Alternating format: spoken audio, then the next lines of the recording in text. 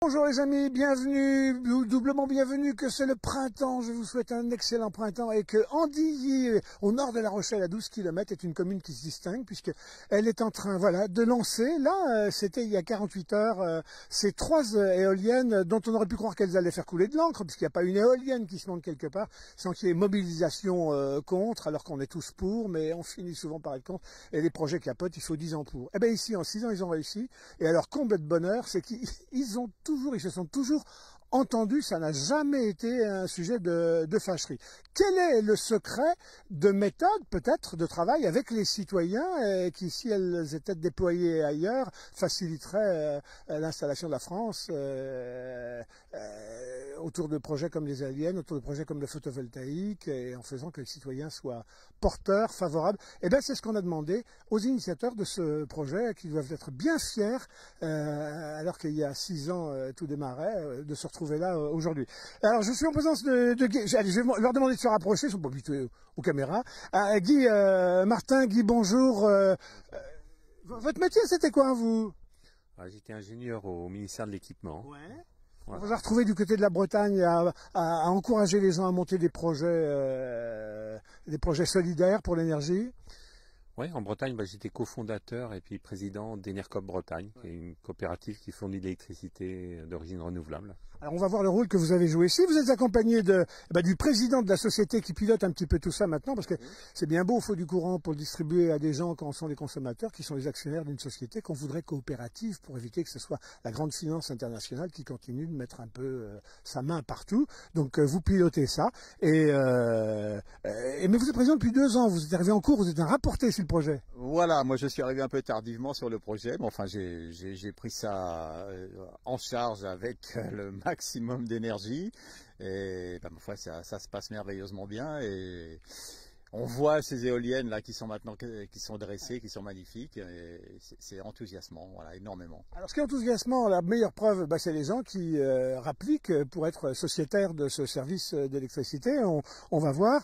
Ils sont actuellement 373, vous ambitionnez les 500. C'est ça, alors on est 373 sociétaires. De la société Copec. De notre coopérative, effectivement, Copec, coopérative de production d'énergie citoyenne en Onis-Atlantique et on vise effectivement 500 sociétaires et un capital social de l'ordre de 100 000 euros. On est à 92 000 aujourd'hui. Annie Beneteau, vous êtes comme tout le monde, hein, vous êtes du coin, vous êtes militante dans ce projet et vous en êtes la trésorière. Va falloir compter, décompter, caisser, décaisser les sous. Il y a du monde derrière. Oui, il y a du monde, je suis pas toute seule. Et puis surtout qu'on a eu la chance de pouvoir embaucher une personne, donc on est quand même bien aidé maintenant. Voilà. Et puis David Blaise Martin qui nous a rejoint. Vous, c'est pareil, vous avez été embarqué par la joie de ça et vous êtes dans les 373 sociétaires du moment. Dans les 373 et du coup dans les 15 membres du conseil de gestion, puisque la particularité c'est qu'au départ on est 15, on va dire anonymes, bénévoles qui avons envie de s'investir dans un projet et chacun y met sa contribution. Alors Guy, l'image qu'on a à chaque fois qu'arrive l'idée de mettre des éoliennes, d'abord il faut une zone un peu haute, il a faut battu par les vents, ici on est en Onis. C'est surtout la Saintonge en Charente-Maritime qui avait déployé, il y a une centaine les amis d'éoliennes en Saintonge, et l'Onis était un petit peu à la remorque, on en compte 12 dans le périmètre, 3 à Ferrières, 9 à Saint-Jean de Liversay, et puis soudain c'est 3 qui arrivent là. Comment on fait pour que ça soit pas la foire d'empoigne comme partout, au nom du fait que ça va faire du bruit, au nom du fait que ça va dégager des ondes électromagnétiques, au nom du fait que ça va broyer les oiseaux qui vont finir en purée, au nom du fait de plein de choses.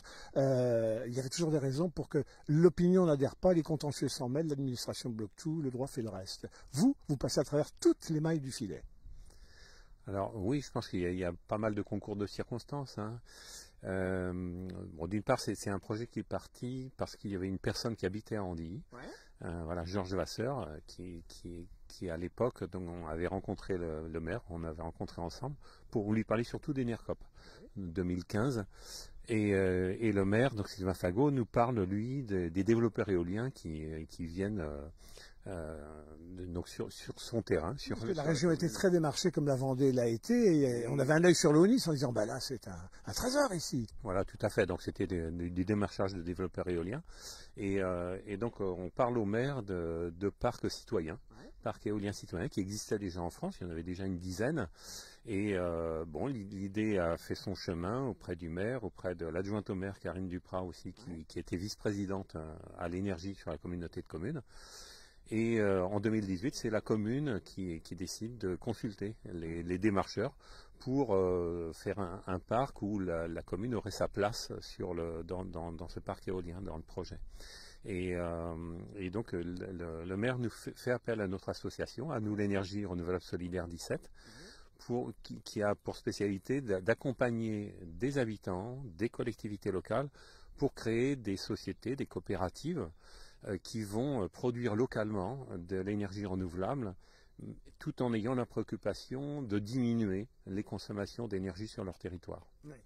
Et donc qui s'occupent de gérer eux-mêmes complètement les affaires de la production jusqu'à la distribution, ça rémunère les uns, ça donne de l'argent à la commune pour que la commune puisse disposer de sous aussi pour prolonger son effort lié à l'environnement. Oui, alors il y a plein de particularités sur ce parc éolien, parce que bon, alors c'est pas le premier en France, c'est le 18e parc éolien citoyen. Mais bon, parmi les grandes réussites, c'est les retours économiques. C'est-à-dire, souvent on parle de parc éolien, on dit, voilà, il y a des développeurs éoliens, des sociétés qui viennent récolter le vent qui est sur un territoire. Ici, c'est pas ce qui se passe. Ici, c'est aussi les habitants du territoire et autour qui vont participer à cette récolte. Et des retours économiques dans le sens où on a la COPEC va pendant 25 ans utiliser une partie des bénéfices pour réaliser des travaux d'économie d'énergie en ONIS Atlantique. Donc apporter des aides concrètes et des travaux. Donc sur des travaux d'économie d'énergie, ce type de retour direct, à notre connaissance, c'est la première en France. N'importe qui peut être contributeur, il suffit d'habiter la commune, peut-être pas, même au-delà, et dire « Ah, c'est vachement bien ce qu'ils font, c'est militant, j'y vais ». Alors il y a ceux qui disent « On va peut-être gagner une pincée », c'est comme le début du pétrole, et puis d'autres qui sont là avec leur cœur. Oui, alors je dirais, tout être humain habitant sur Terre peut devenir sociétaire de la COPEC. Et d'ailleurs, une des particularités, c'est que dans les statuts, on a écrit que les personnes mineures pouvaient être aussi sociétaires. Oui. Et parmi les 373, il y en a une cinquantaine de personnes mineures. C'est-à-dire qu'un parc éolien, on a travaillé dessus depuis 2018, ça fait que 6 ans. Oui. Mais bon, et c'est parti pour tourner pendant une trentaine d'années. Donc dans 30 ans, ça ne sera plus nous, ça sera d'autres personnes qui auront pris le relais, et donc les enfants ou les petits-enfants auront pris le relais. Alors on va revenir sur ces questions-là, sur ces aspects-là, en attendant performance de nos affaires, là, c'est pas le tout, elles sont belles, elles existent, donc c'était pas un rêve, c'est devenu une réalité. Performance de ça, et puis alors si elles ont une longévité de 30 ans, elles viennent quoi dans 30 ans? Parce que parmi les arguments de ceux qui peut-être contre maintenant, c'est, ah bah oui, mais quand il va falloir les détruire, qu'est-ce qu'on en fait? Ça va polluer encore plus que, c'est comme la voiture électrique, c'est bien pendant que ça roule, quand ça s'arrête, tout le monde décrit le truc. Alors, particularité, il y en a 3, elles font 200 mètres de haut, on me dit, en bout de pale. Tout à fait, elles font 200 mètres de haut en bout de pale et elles font 5,6 MW de puissance unitaire. Donc ce sont pas les plus grandes éoliennes de France, il y a déjà des éoliennes qui font 200 mètres de haut, mais en revanche ce sont les éoliennes qui ont les plus grandes pales. Est-ce que je peux dire qu'à 200 mètres, je suis au 2e étage de la Tour Eiffel, en haut? On peut voir ça comme ça, effectivement, oui, tout à fait. Tout à fait. Elles vont desservir combien de foyers? Parce qu'il y a 2300 habitants, dit c'est grand, mais en même temps c'est pas très grand, mais là, plus de 10 000 foyers, je crois. C'est l'équivalent, effectivement, la quantité d'énergie, d'électricité qui va être fournie annuellement correspond à la consommation annuelle de 10 600 foyers, à peu près, oui. Et alors là, on disait que c'était le coup d'envoi. Bon, alors, ça a marché hier, il y a un petit peu moins de vent. Celle-ci, elle tourne, l'autre ne tourne pas. Donc vendredi dernier, il y avait du vent et on a déjà atteint la puissance maximale avec les 3 éoliennes. On était à la puissance maxi avec même pas 40 km/h de vent. Donc ça fonctionne bien a priori. C'est des machines qui commencent à démarrer à partir de 10 km/h de vent et elles atteignent leur pleine puissance vers 40 km/h jusqu'à 90 km/h de vent où là on les arrête par mesure de sécurité. Alors, dis donc, est-ce que les moteurs là-haut, si on peut appeler ça comme ça, les moteurs sont allemands? Pendant un temps, on disait que là-haut, c'était chez les Teutons. Alors ça, ce sont des machines qui sont danoises. Le constructeur, c'est Vestas, qui est le numéro 1 mondial et qui est donc le leader dans son domaine d'activité. C'est du matériel danois. Vous qui êtes arrivé après le lancement quand même des manœuvres, puisque vous êtes là depuis 2 ans, le regard que vous avez avec le recul sur la capacité à convaincre les gens que c'était bon pour eux, au point qu'il n'y ait pas d'embrouille, il n'y ait pas de contentieux, ça soit passé presque avec amour. Oui, enfin, moi, j'ai pas participé à toute la partie concertation. Je suis arrivé, le projet était déjà mûr. En revanche, j'ai animé avec d'autres membres du conseil de gestion et d'autres sociétaires des réunions publiques de levée de fonds, parce qu'il nous a fallu quand même réunir des fonds. On a dû réunir 1,2 million d'euros en ce qui concerne notre coopérative pour ce projet. Il faut rappeler que c'est quand même un projet de 33 millions, virgule 9 même. Donc il y a eu 30 millions d'emprunts bancaires et 3,9 millions qu'on a dû apporter sur les fonds propres. Alors on est 3 actionnaires dans cette société de projet. Il y a la COPEC, Valorem qui est le développeur, un développeur indépendant, et Terra Énergie qui est le fonds d'investissement de la région. Et donc nous, en ce qui nous concernait, il fallait qu'on apporte 1,2 million d'euros. Donc on a fait pour ça des réunions publiques au début d'année 2023 pour réunir ces fonds. Et là, on a eu plus ou moins de succès. On s'est rendu compte que c'était pas facile de mobiliser les gens, surtout dans les campagnes, dans les petits villages. On a fait des réunions publiques avec parfois une personne qui assistait à la réunion publique. Donc moralement, c'était un petit peu dur. Mais bon, on n'a pas baissé les bras et ça s'est bien terminé quand même, puisqu'on a quand même réussi notre challenge et on était présent au bouclage financier. Alors vous voilà, Annie Beneteau, trésorière d'une SCOP. On entend des chiffres qui font froid dans le dos. L'idée qu'on se mette tous ensemble, qu'on mutualise et puis on se fait notre coopérative, c'est une chose. Quand on s'aperçoit les montants auxquels on doit faire face. Et puis alors après, il y a vraisemblablement des gens qui viennent intéressés pour le cœur, comme je le disais, mais intéressés parce qu'ils disent, il y a peut-être de l'argent à se faire. Comment vous nagez au milieu de tout ça, vous? Oh ben moi je nage bien, je fais que la brasse et pas couler. Non, je pense que les gens qui viennent ne sont pas intéressés par le côté spéculatif. Je pense qu'ils viennent en connaissance de cause. En disant il faut que l'énergie ce soit notre affaire. Voilà. Comme l'eau, il faut que ça reste une affaire publique. Exactement. Et puis voilà, c'est au départ. Alors après, il y a des gens qui suivent parce qu'on leur en parle. Enfin, moi, j'ai des amis qui sont venus parce qu'on leur a parlé du projet. Et je pense qu'il y a eu beaucoup de bouche à oreille aussi qui a fait que la société a avancé, quoi. Est-ce que vous avez été en but, bon, vous êtes un peu originaire de ces milieux-là, vous, Guy, mais à toutes les associations de défense de la nature, je pense entre autres à la LPO, c'était la plus visible dans ces combats-là, mais il y en a des tas d'autres d'intérêt local.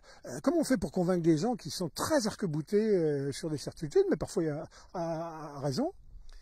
Là, en l'occurrence, en fait, c'est vrai qu'il y a eu plusieurs manières de travailler ce développement du parc éolien. L'une d'entre elles, c'est on a mis en place un comité de suivi qui permet en fait de régulièrement rencontrer des acteurs qui sont intéressés par le sujet. Donc notamment le parc régional du Marais Poitevin, parce qu'on est dans le secteur du parc régional. Mais l'ALPO, Nature Environnement 17, était associé aussi au développement. Et donc on a toujours écouté en fait attentivement les remarques. Il y avait une association aussi d'opposants sur Andilly, donc qui ont toujours été aussi invités dans ces rencontres-là. Donc je dirais les maîtres mots, c'est sans doute la transparence. Ouais. Depuis le début, ça a été vraiment pendant toutes les périodes où il y a eu les études qui ont été faites sur la faune, la flore, le vent, etc., le bruit, toutes ces études-là ont été mises à disposition de tout le monde.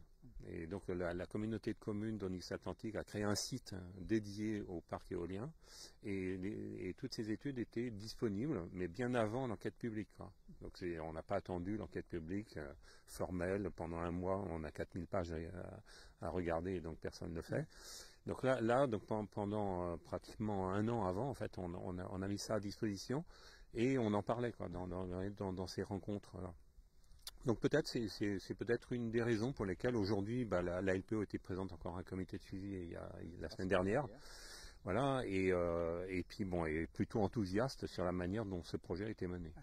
David Besmartin, vous êtes jeune vous là, vous arrivez au cœur du monde rural, vous tombez sur une aventure comme ceci, vous sautez dedans de plein pied, c'est lié, je sais pas, à votre formation d'origine, je ne sais pas, à vos goûts, comment vous arrivez là et alors du coup quel rôle vous entendez jouer? Comme disait Annie, c'est beaucoup de bouche à oreille et puis c'est l'envie de s'impliquer dans des projets qui sont concrets et qui ont du sens. Et puis cette implication, elle va pas s'arrêter là parce qu'on a les portes sont ouvertes aussi pour rejoindre la COPEC encore. Là, on voit que les éoliennes sont sorties de terre, mais c'est un point de départ pour la COPEC, c'est pas un point d'arrivée. On a d'autres projets qui arrivent, des projets en photovoltaïque notamment, et ben, tout le monde est le bienvenu pour devenir sociétaire ou s'impliquer, donner un coup de main avec ses qualités et surtout son envie. Est-ce que le courant va être moins cher? Je pense que tout le monde se dit, oh, bah, maintenant que c'est fourni chez nous, puis par le vent, ça coûte pas cher. Ça va pas être cher le courant chez Enercop, ça c'est vous en Bretagne. Comment ça s'appelle? Par Copec. Copec va devenir un distributeur finalement. Alors non, la COPEC ne sera pas distributeur de fournisseur d'électricité parce qu'en France, il y a une réglementation assez stricte sur l'autoconsommation. Voilà, EDF veille au grain, il ne faut pas trop de concurrence là-dessus. Et donc, donc ici, sur ce parc éolien, on n'a pas le droit de faire d'autoconsommation collective. Donc vous le revendez à un opérateur? Voilà, donc l'électricité va être vendue à un fournisseur d'électricité. Donc pour l'instant, c'est pas décidé. Voilà, donc c'est encore, il y a une première, voilà, l'électricité qui est produite actuellement, hein, puisqu'on voit les éoliennes qui tournent là. Donc pour l'année 2024, c'est vendu à Enercop, hein, donc au réseau Enercop, donc jusqu'au 31 décembre 2024, et puis ensuite, la négociation est en cours. Alors, dites, est-ce que ça sera moins cher? Parce que c'était ma question de départ. Est-ce qu'on peut dire aux gens, ça va être moins cher? L'électricité qui sort de ce parc-là est effectivement très peu chère en fait. Hein. Je pense qu'on va être sur de la vente autour de 8 centimes du kilowattheure. Donc c'est une électricité qui sera effectivement pas très chère. Maintenant, bon, ça sera le fournisseur qui revendra au prix qu'il le souhaite, quoi. Les amis, dans 30 ans, on le disait, c'est fini. Enfin, c'est fini, une histoire aura démarré. En tout cas, elle fera place à une autre. Il faudra les détruire. Alors, parmi les détracteurs du moment, il y a, bon d'accord, alors on peut en causer maintenant, mais regardez donc, le bilan carbone, il va pas être terrible quand il va falloir les détruire. C'est du plastique, c'est de la résine qui répond à ça. Non, les éoliennes sont recyclables à hauteur d'à peu près 95%. Le seul, ce qui posait problème jusqu'à présent, c'est les pales. Ouais. Et Vestas, donc notre constructeur en l'occurrence, lui vient de mettre au point un processus qui permet de séparer la résine des fibres, et donc les pales vont devenir également recyclables. Bon, parfait. Dites-moi, quand ça vente, c'est le moment de faire tourner les ailes du moulin, hein, on accumule quelque part et puis on distribue plus tard, ou non, c'est du courant perdu, ça? Ça part en permanence. Ça part en permanence sur le poste de livraison et ensuite sur le poste source. On ne fait pas de stockage du tout. C'est les autres après en amont qui gèrent tout ça. Voilà, ça part sur le réseau en fait et après c'est géré par RTE, quoi. Oui. Pendant que ça tourne, ça ne produit pas, mais il y a du courant dans les réserves. Alors, ça commence à produire quand même à partir en gros, une éolienne tourne 90% du temps à peu près, même si elle ne produit pas à pleine puissance, mais elle fonctionne une très grande partie de l'année. Voilà les amis, Annie, je vous remercie, Bertrand, merci, Président Guy, on vous voit partout, y compris sur l'île d'Oléron, donc c'est bien qu'il y ait des gens comme vous qui aillent un peu faire courir comme ça le virus, et puis voilà, des usagers qui déboulent et puis qui sautent de plein pied dans la vie. Les amis, ça s'appelle Andilly, premier coup de pelle, c'est pas premier coup de pelle, premier coup de pelle pour 3 éoliennes gigantesques qui n'ont pas fait peur aux gens ici, puisque du coup ce sont les gens qui se sont mis à prendre à bras le corps l'ensemble du dossier, et à y arriver, et on s'aperçoit que c'est pas du tout. Ça fait pas de bruit, j'ai pas encore vu un oiseau massacré par les pales. Tout a l'air d'aller très bien. En tout cas, c'est le printemps. Merci à vous. Vous faites en tout cas de journées comme celle-ci, d'initiatives comme celle-ci, le beau printemps de la France. À bientôt les amis.